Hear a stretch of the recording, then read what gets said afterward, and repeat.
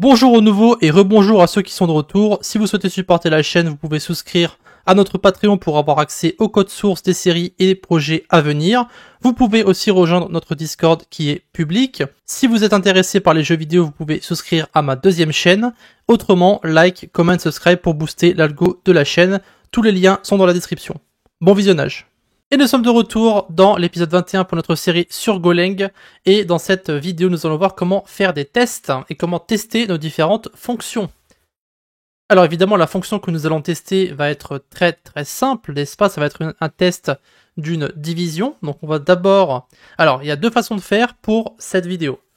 Soit on peut commencer par écrire le test, soit on peut commencer par écrire la fonction.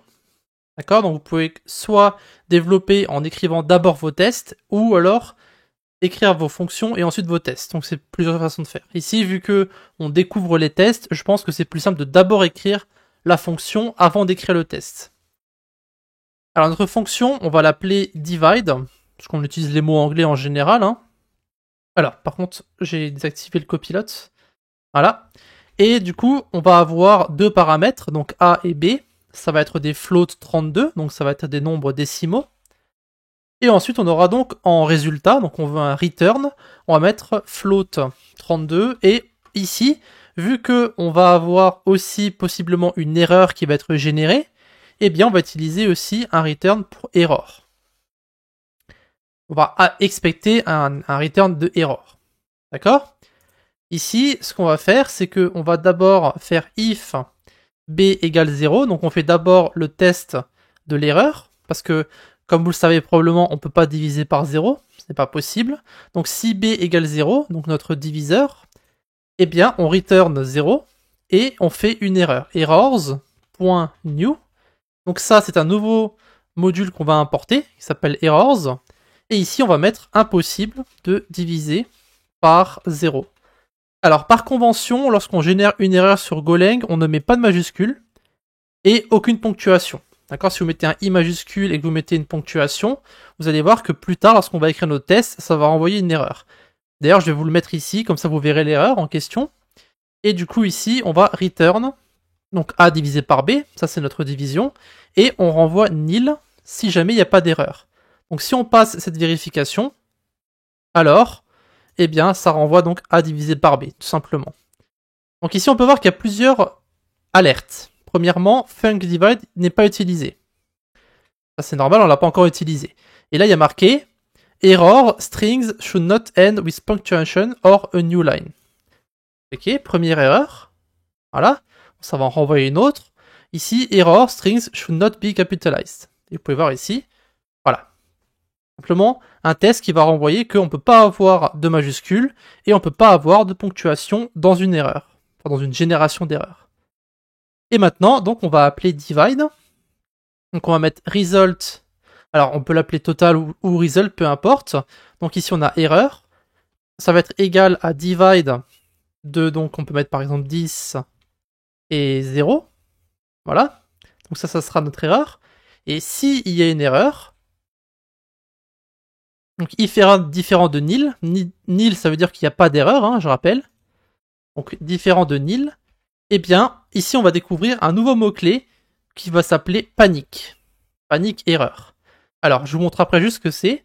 Cependant, ici, si jamais il n'y a pas d'erreur, eh bien on fait fmt.println et on va donc imprimer l'erreur. Le résultat, pardon. Voilà. Donc ici, panique, qu'est-ce que c'est? Alors...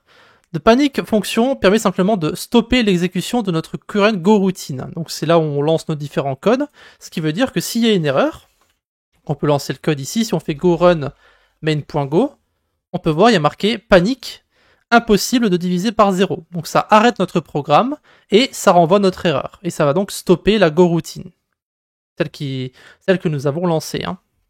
Voilà. Donc la panique sert à ça. Au lieu d'écrire fmt.println error return, vous marquez panique erreur, ça permet de stopper votre code. Voilà. Donc ici, ça c'est fait, mais tout ça on l'a déjà vu. On a vu comment générer une erreur, enfin on a vu comment mettre un message, on a vu comment diviser, tout ça on a déjà vu. Maintenant, comment est-ce qu'on va justement faire des tests pour notre fonction divide? Alors, comment on écrit un test? on va créer un nouveau fichier et on va toujours l'appeler de la même façon. On va l'appeler main. Donc ça, c'est le nom du fichier où il y a votre fonction. Et après, pour signaler que c'est un test, vous mettez underscore test.go. Après, évidemment, ça fait partie du package main. Donc ça, c'est normal. Et maintenant, nous allons écrire notre test. Alors, ici, vous allez voir que, alors il y a tout un processus de sauvegarde avec la création d'un nouveau fichier qui correspond au test. Ça, c'est normal. Ici, on va maintenant écrire nos différents tests. Alors, en soi, ça va être beaucoup de choses ici, donc essayez de bien suivre. On va avoir une variable, on va écrire qu'on va appeler test, elle va être égale à un struct. Et ici, comment est-ce que notre test va être structuré. Donc je vais vous mettre un commentaire ici, je vais vous montrer.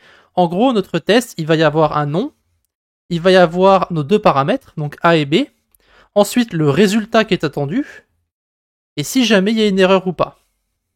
Ok, donc is error. Ça va ressembler à ça.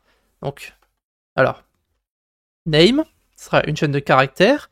A, donc c'est un float 32, comme notre paramètre qui est ici. Hein. A et B, ce sont des floats 32. Donc float 32. B, float 32. Ici, alors, vous n'êtes pas obligé de mettre les mêmes noms de paramètres que vous avez mis ici. Mais bon, après, c'est pour s'y retrouver plus facilement, on va dire. Ensuite, le résultat qui est attendu, donc ce sera aussi un float 32. C'est ce que nous avons ici. Et après, si jamais on attend une erreur ou pas. Donc is error, booléen.